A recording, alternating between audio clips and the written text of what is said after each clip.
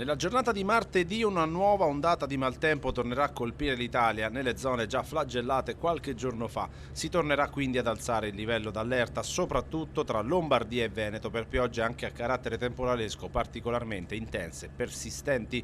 Localmente picchi possibili anche oltre i 100 mm, quindi non una bella situazione in arrivo sulle aree alluvionate degli scorsi giorni che devono fronteggiare un'altra emergenza.